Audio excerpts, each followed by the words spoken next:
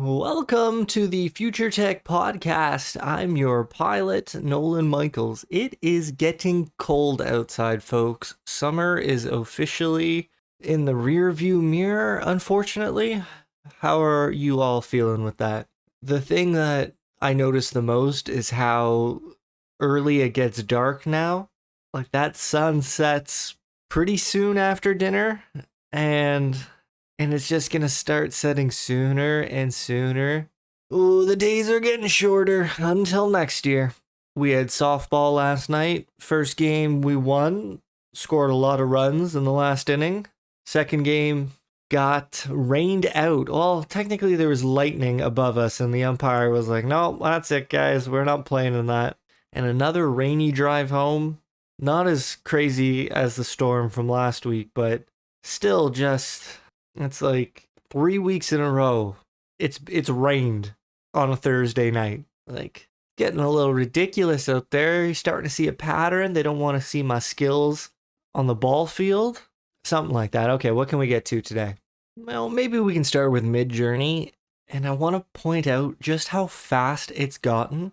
Like, I know their team has always talked about how in the future things should get faster, but I don't know if anyone really internalized what that meant or what that would feel like. I've said this plenty of times. If Midjourney took 24 hours to create an image, I would be okay with that. That would make sense to me. This thing has gotten like 50% faster, and I don't know if you think that sounds like a lot, but before it would take 60 seconds, and now it takes like, what's 50%? Like 45 seconds? But on Turbo, you can get it in like 20 seconds, and it can create images faster than you can think of the next image you want to see. I'm not gonna lie, I enjoyed the workflow before where, it was about 60 seconds to even a minute and a half to create your image. And then it was about like 30 seconds or more to upscale the one that you liked. But in version 5, upscales were instant because all 4 images were already the max resolution. So they just kind of cut it up with scissors and gave you one of them, and they could do that instantly. So that was a bit of a change of pace. But now the whole generation happens so quick. Okay, that's the other thing. Turbo mode got introduced. So now in turbo mode, cost double the GPU minutes. So you wouldn't really use turbo mode that often because you'd be getting half of the images that you'd like. Like, it was more expensive. And granted, you already paid for the GPU minutes, so maybe it doesn't feel expensive, but you wouldn't get as much bang for your buck. But now they reduced the price of turbo, as in turbo mode now costs less to use. And on one hand, oh my god, is it amazing to have instant images? Like, the latency between your thoughts and a result, it's a real surreal experience. Because in the history of technology, nothing has ever worked like that. Like, maybe calculators, where you could think of a problem, input some numbers, and boom, you have your answer. But other than that, there is always latency issues. And now to go from white noise to any image you could think of and linguistically express just a few seconds, and that's only gonna get faster? Like, at what point are these AIs going to, interpret our thoughts for us and create images before we can think of them? Like, hey, Future Tech Pilot, I've been studying your prompts, and here is my estimation at the next 700 prompts you would try. And then there'll be a little asterisk saying, these results are 87% likely to be accurate. And like, sure, you might deviate off of those prompts, but don't tell me that an AI won't be able to predict what you're looking for next. And I personally don't feel like it would be able to do that for me, but I always feel like a bit of an outlier. Shout out to Westworld for that as well. And maybe I could just talk about that quickly. Westworld had a plot point where, 99% of humans were predictable, and the AI was able to take over the world like super easily just because it knew what everyone was going to do, except for the outliers. And the AI could not predict what the outliers were going to do, and the outliers formed a resistance, and they were always the one to foil the ultimate takeover. Spoiler alert, the AI won anyways, but that's not the point. Point is that outliers were shown to be slightly immune to the matrix or the influence. But I think, like, in a year or in 2 years, if Midjourney was like, here's a bunch of images that you would probably like, and then maybe if you like the images, you can click on the prompt, or you could click on the image and see the prompt. That makes a lot of sense, and that sounds so stupid because a year ago it would have made no sense. But now, the way the technology is progressing, I always think to myself, like, why wouldn't that happen?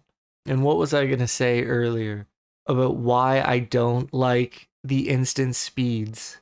Maybe it was just about, in life and in mental health, it's important to establish a baseline.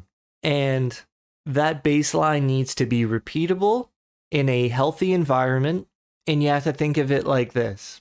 You should behave or act in a way or have a routine that allows you to repeat the routine and not suffer any consequences. AKA, you shouldn't do things that can't be done forever. A real easy example.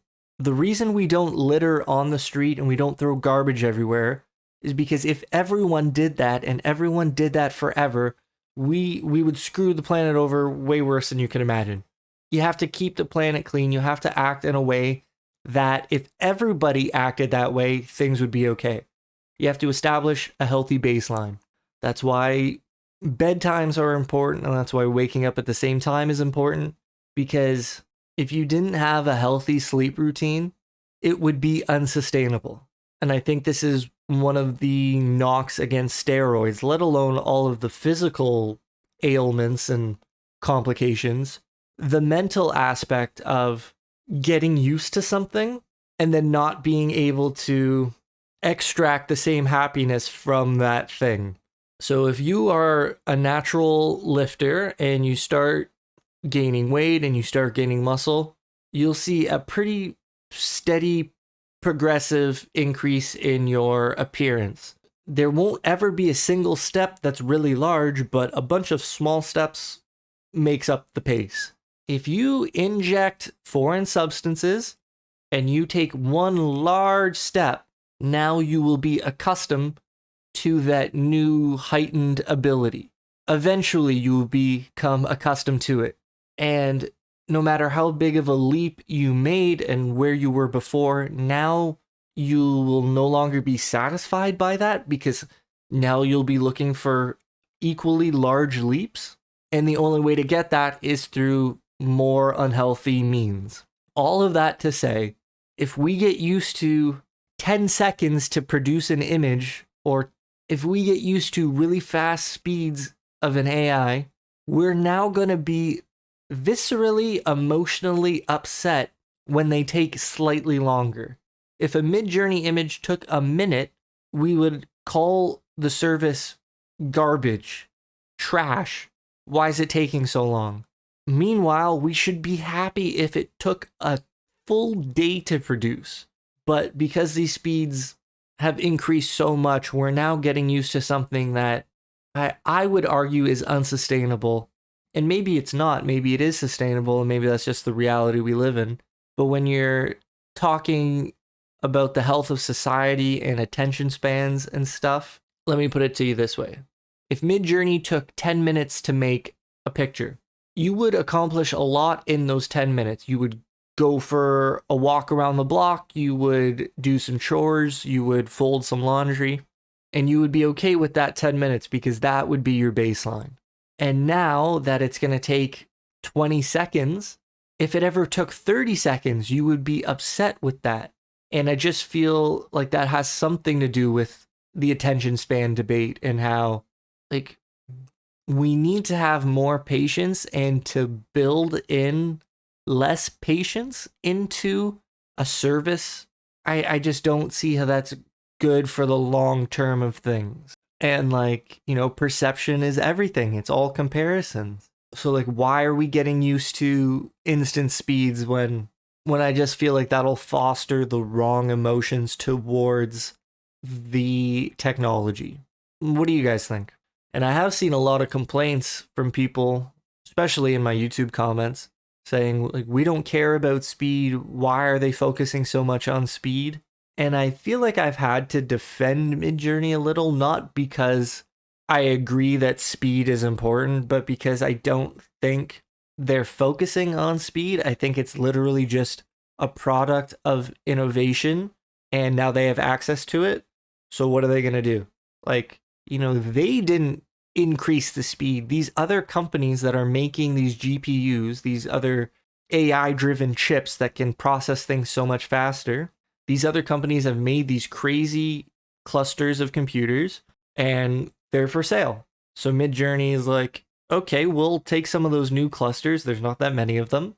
And then we're going to introduce that to our customers. Hey, everyone, we have access to some new GPUs and look how fast they are.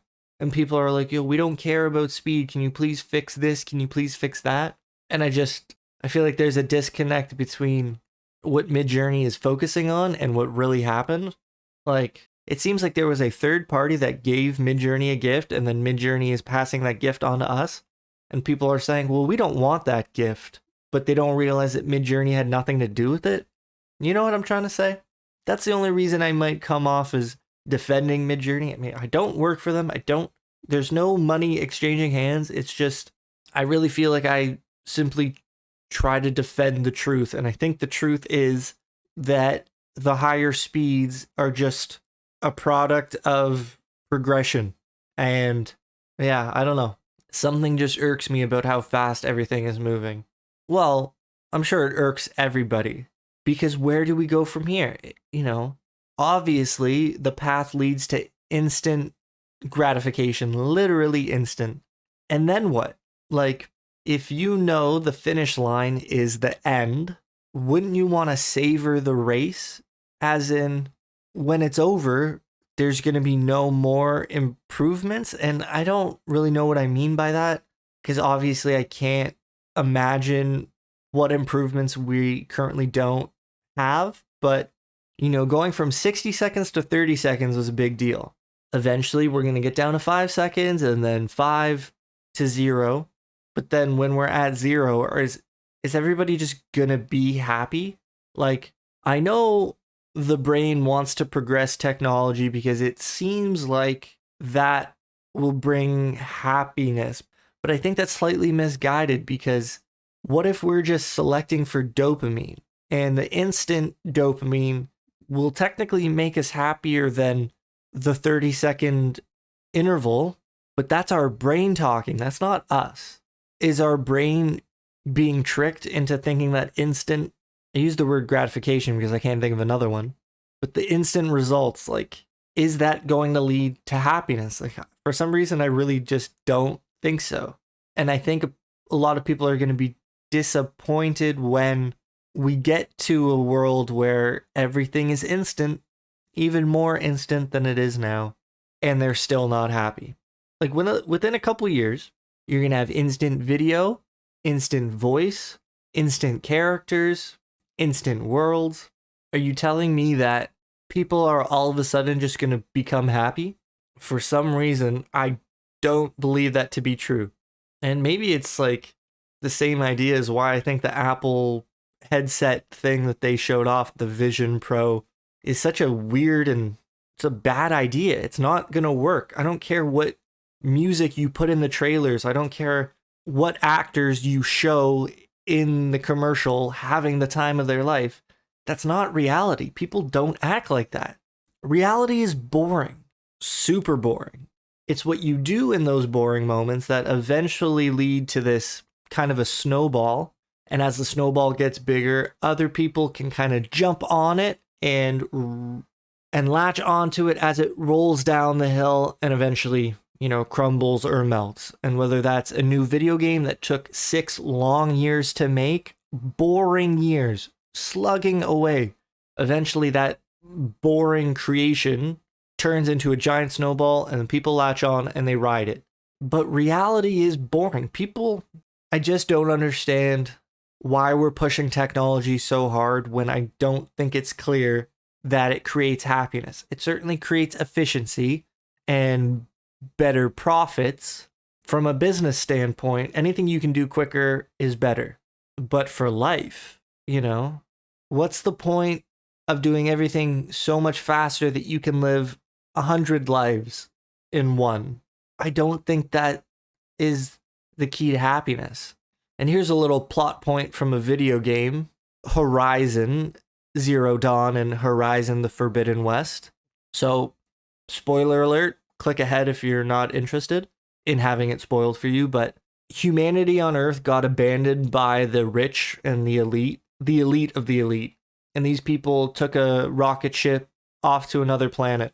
They developed immortality, these group of 20 of them, or maybe there was more, but whatever. A handful of humans achieved immortality. And they built these AI systems to live in a sort of a virtual world where they could create anything at will and blah, blah, blah. And they could live thousands of lives. And the point is, and sure, this is just a video game and it's just a story written by a mortal, so obviously it doesn't have to become true. But the point is, those immortal humans got bored of being immortal. They got bored of having everything they wanted. And again, I don't think you can take a lesson from that just because someone thought of that story, but it's still pretty hardcore to think about that no matter where technology goes, whatever we think we want from technology isn't going to be the answer. And that's probably pretty scary to most people. I think a lot of people would want a faster car. They'd want, I don't know what people want. Does happiness need suffering? In order for happiness to exist, does it have to be able to view suffering, whether your own suffering or other people's? Is happiness an emotion of context, where if nobody is suffering, does that mean nobody is happy? Is it a teeter-totter, a level, a balance beam, where if everything is perfectly balanced, does that mean our range of emotions gets diminished? If you won the lottery, ultimate happiness, you can't even imagine what that would feel like. But if you won the lottery and it didn't mean anything, if it didn't help you in any meaningful way because everybody has access to everything, if you already have everything you've ever wanted, maybe thanks to AI, what's the lottery going to get you? And I'm not talking about anything as if I have answers. This is literally rhetorical in the sense that I'd love to be speaking with someone, but I'm just talking to a camera and you're just listening. So the feedback between my thoughts and my ability to change those thoughts is quite delayed because I have to hope anyone listening is willing to comment and to share their thoughts. And, so I'm not saying anything as if I really believe what I'm thinking. It's just thinking out loud sincerely. And I guess I just worry about the pursuit of happiness being the incorrect pursuit, or the thing that you're chasing not being real. I don't know. I get worried that maybe it just comes back to the baseline idea. If you raise the baseline to the max, is there any room for happiness? Is there any room to go above the baseline feeling? If you take steroids and you get juice to the gills, is there any room for you to feel satisfied about how big you've gotten? Because you'll always want to get bigger, and that's why you took the steroids in the first place. That's the issue. You are not your brain. Your brain wants numbers to go up. Your brain wants to get your body bigger.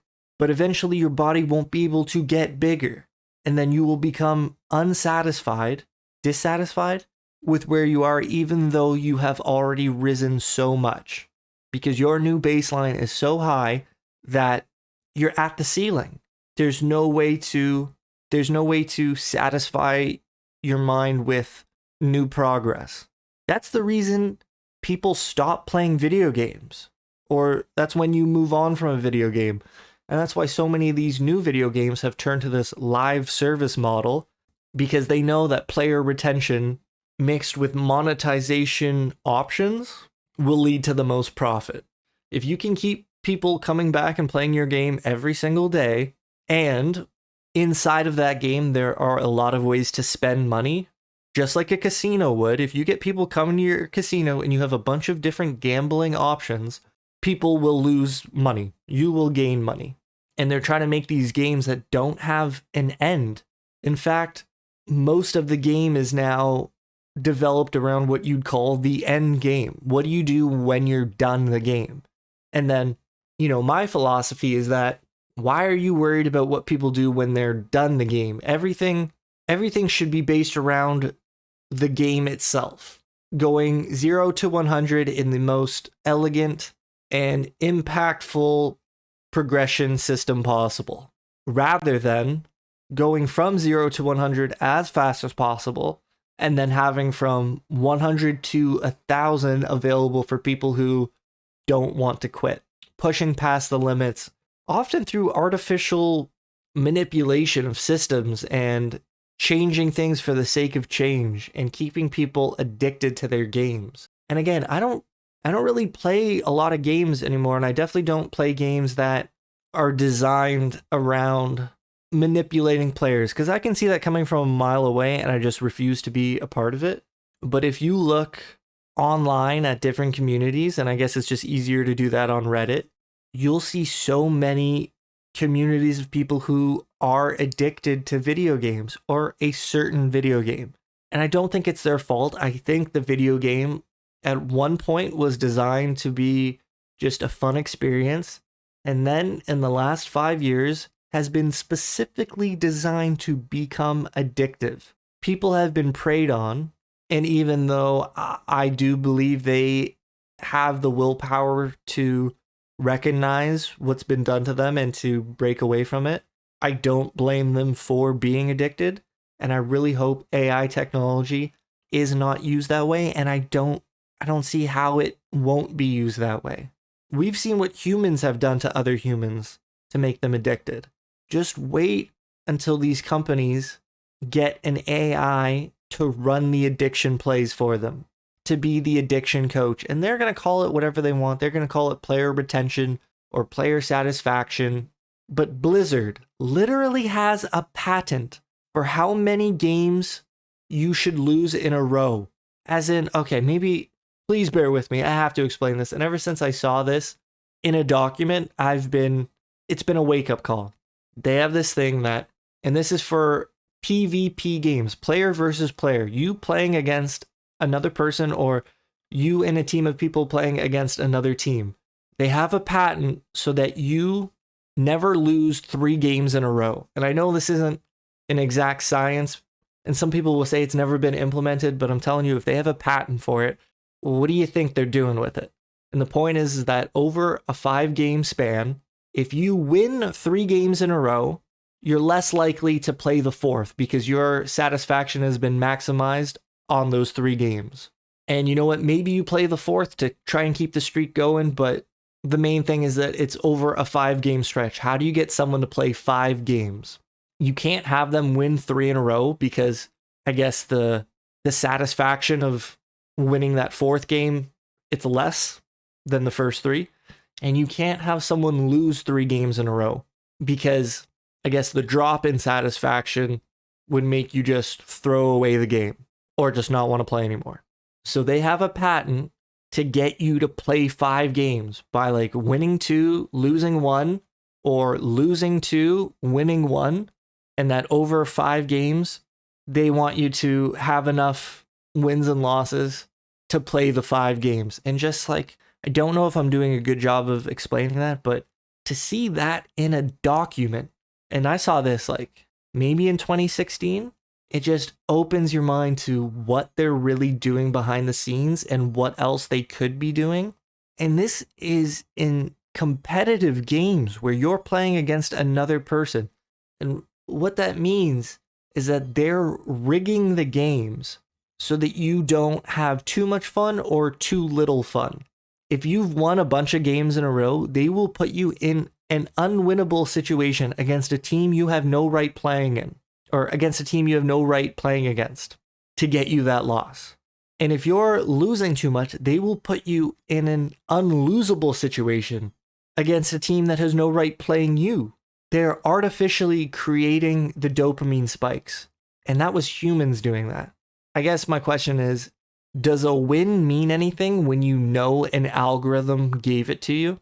I've made this comparison before, probably not on the podcast, but when you're aware of these things existing, and again, you can say, oh, well, they don't implement it, it's not in the game.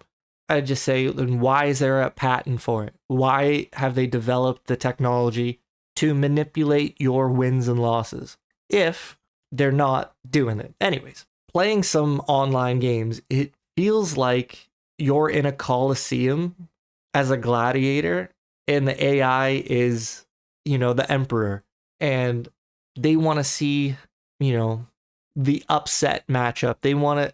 They're dictating the event.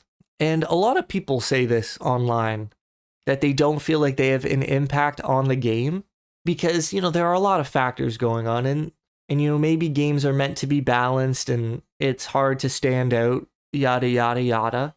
And trust me, I'm not even the most conspiratorial about this.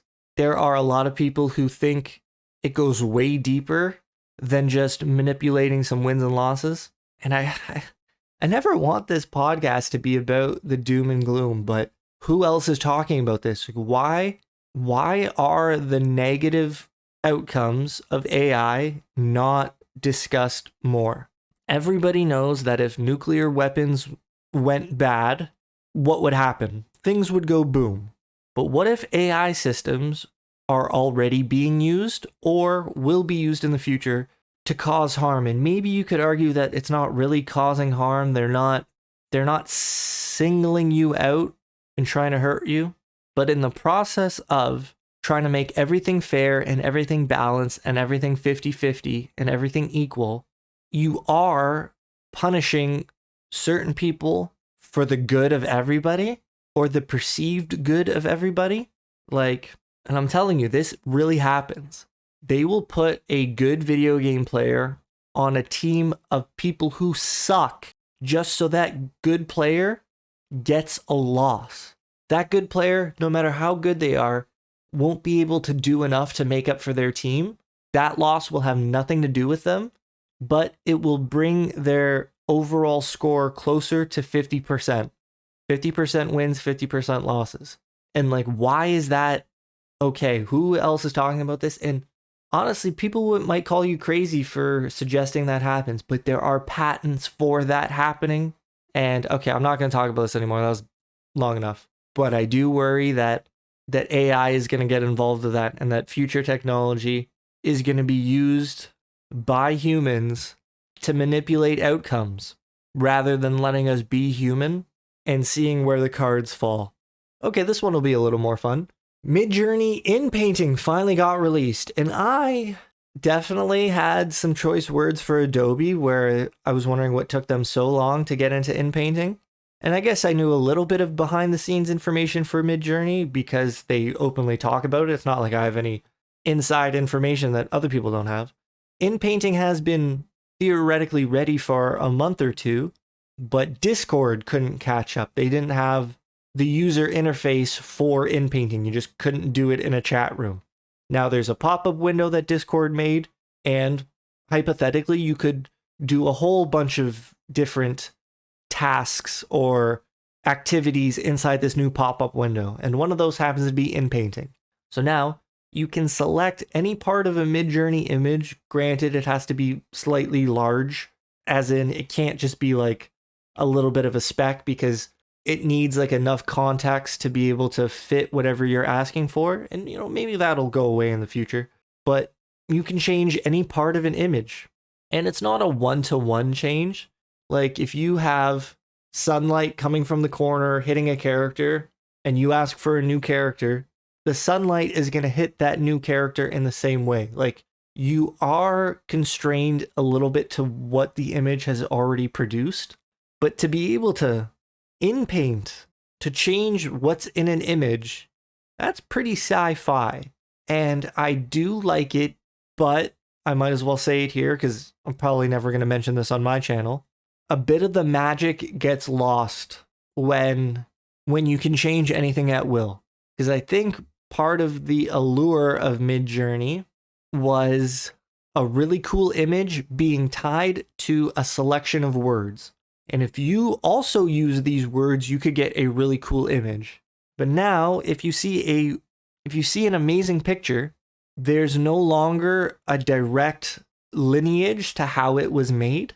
And like this could be a problem where someone might sell prompts based on a false premise that like, hey, you can get this too by using these words. But when you try those words, it's not going to work, and you don't realize it won't work because someone fine-tuned the picture afterwards. And this is already a problem in makeup industries and fitness industries. Like, hey, you can look like me if you do this workout plan, but they don't see that you use certain lighting and you posed a certain way, and maybe you photoshopped your picture afterwards, and that you'll never be able to look like that with that workout plan. That's a bit of an extreme example, but the fact that a Midjourney image is now no longer tied to a recipe does bother me in some sense. It takes away a bit of the magic, because now what do you teach people? And if someone were to say, show me a picture and say, how could I create this with a prompt? Maybe I could figure it out. Maybe it would be hard. Maybe I would say, oh, that looks like Inpainting. Like they probably didn't do that just by words. Yeah, I don't know. Something about going from prompt to picture was such a community builder, because it means we really could teach each other things. And I feel like that's how I'm going to still run my channel. And maybe I'll just explain that, hey, here are the results you're going to get. And, if you don't like any of it, go ahead and inpaint away. Change what you want. And maybe that's the whole baseline argument again, that like, if you can change anything, does anything matter? I don't know. I know it's something that people have wanted for a long time, because it can fix small parts of an image. It's not just about changing something, it is about fixing something. If someone has a wonky hand in a Midjourney generation, you can select that hand and Midjourney will be able to fix it. It'll make it look more normal. And therefore, no picture is ever past being saved now. You can fix everything. Every single picture has the ability to reach its full potential. That is probably a good thing. But I think a part of the fun of Midjourney was going through a bunch of pictures looking for the picture that already had reached its potential and finding that diamond in the rough, rather than polishing any old stone to manufacture a diamond. I think the search for gold was more fun than creating gold in a lab. Does that make sense? And maybe, it's just a personal preference thing. And I think it really goes to show you that it doesn't matter what you want. Technology is going to progress. And, if you can generate anything you want with text, you're going to be able to alter any part of that image with text. And to get attached to any particular point in time over the rest of our lives, I think is a failing attitude, because you will fail. Things will progress without you. The train is going to move to the next stop quicker and quicker and quicker. And I don't think there's any time to get off at one of these stops and to set up a shop. You got to stay on the train, because it's going to leave you behind. And it's a bit of an attitude shift. I'm not very good at it, but I've kind of learned through survival instincts that nothing is as important as it used to be. If something is important, usually it doesn't get changed. I think that's what you would call tradition. And now things change so often that what's the point in having a tradition? There is no tradition. Do you remember what Midjourney looked like a year ago? I do. I thought it was amazing then, but it didn't stop. That's one of the reasons why Midjourney doesn't have an API. They don't allow businesses to be built on the idea of using Midjourney to create images. Like there's no Midjourney plugin, there's no apps that have the Midjourney code. And the reason is because they don't want businesses being built on anything that's going to change. Because then that business is going to be like, well, why'd you change this? Why'd you change that? And the Midjourney team is like, yo, it's going to change. It's going to keep changing. I'd say, 99% of my life has felt like it's been on land. But the last year, it's felt like you're on a raft in the water. Maybe you can stand up, but you're going to start wiggling. You're going to go out with the tide and in with it. The ground that we live on is no longer sturdy and flat. It's moving, and nobody really knows where it's moving to.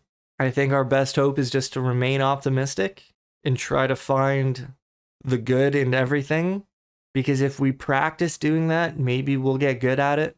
I know it's easy to see the bad in everything, and if things keep changing and you only see the bad in it, you're never gonna escape the bad. I don't know. It's tough to think about. Okay, quick, I wanted to talk about an update to another video game, but again, this is part of future technology. There's this game called No Man's Sky, and it's basically a space exploration game, but you can land on these procedurally generated planets, and these planets are planet-sized, as in if you were to walk in a straight line, it might take you like a really long time to walk around that planet and get back to where you started. So it's really cool. A galaxy filled with a bajillion, quintillion stars. They all have different planets and whatever. There are some less than lackluster generations on those planets, but still quite an impressive video game. And you can play it in virtual reality. And apparently, previously, as in like last week, when you would play it, the screen, your eyes were kind of blurry, like what you would see was never crystal clear. And if you were to try to read something on a sign or text, you could feel that you weren't really there. You could feel like you were looking at a screen.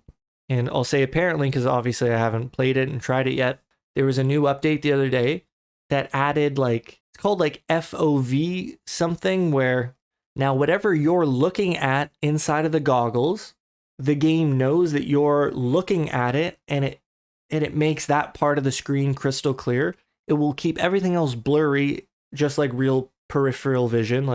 You can see what you're looking at, but if someone held a sign to your left or your right, you wouldn't be able to read that sign without looking at it. And apparently now that's how it works in the game. And that's just so fascinating that it's something that your brain does that you don't really recognize as happening until you don't have it. And I think that's just so cool. And it actually makes me want to try the game. I'd have to buy the headset maybe in the future.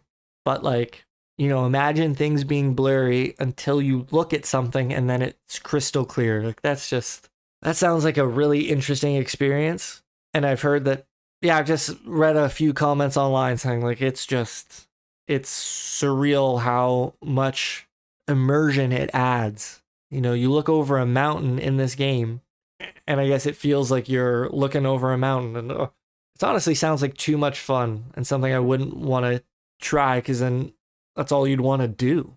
I don't know. Okay, maybe we'll end this with a quick fan question, audience question. I gotta say, I don't know who wrote this. They didn't leave their name. It says, how about Midjourney giving us consistent images that we upload so we can make comics? Now that would be a game changer. Now, I guess you're referring to being able to provide your own characters and maybe backgrounds, and then have Midjourney place those characters in different scenes. Yes, that would be absolutely unreal. But I could see another company coming up with that idea and specializing in that idea, where they would say, take your characters from other AI generators and input them into our system and have those characters be shown in different angles and different poses. And the update this week, we've added 12 new poses that your characters can be represented in. I could see that happening. But I do know Midjourney has a team working on storytelling, and I can only assume that idea has been brought up within that group, because, every single prompt in Midjourney has 4 billion outcomes. So they must have been considering, okay, we have cool characters here. How do we get more of them? Is there a way to signify to Midjourney that we want this character saved and we want to have more of this specific thing? And I think you could argue it's technically kind of possible, but first of all, you need a really simple character design, something that can be repeatable, as in plain white shirt, blue shorts. And then any iteration of that, any variation of that will all kind of look the same. But as soon as you try getting like a unique outfit, Midjourney cannot recreate that unique outfit over and over again. It'll keep making different versions of that same idea, and consistent characters out of the question. And you could also get a unique outfit, separate it inside of Photoshop, and then, generate backgrounds and put that character over the backgrounds. And like, you can kind of do it with other tools, but you can't do it inside of Midjourney. And I think if Midjourney became the spot for character design, background design, and then there was a workflow where you could save characters and save backgrounds, and then you just teach Midjourney about comic layouts, and like, you provide the ingredients and Midjourney produces the food, that would just be such an explosion of content. I don't know if the internet would be ready for it. They would probably start to hate it because it would just get flooded. But at the same time, if enough people made quality content, maybe it would just become the new normal. I know I'd spend a lot of time doing that. I'd have a lot of stories I'd want to tell. But the thing about storytelling is that you have a story you want to tell, it's not really a collaborative process. You know what you want to show, your vision, and you do your best to produce that, whether it is with words or storyboards, and then you hand that to an artist, whatever. But for Midjourney to be ever used for that, the author is going to need more control. They're going to need to be able to direct the AI to correct the AI. And I don't know if the AI is smart enough to respond to that stuff yet. I don't know if it ever will be, or if you'll just have to generate a whole bunch until you get what you wanted.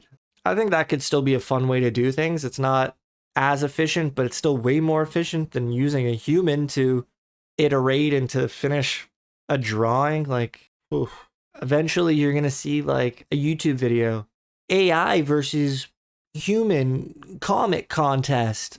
Who can make a better comic in 5 hours? And I think a human using Midjourney would be able to make 5 comics in 5 hours.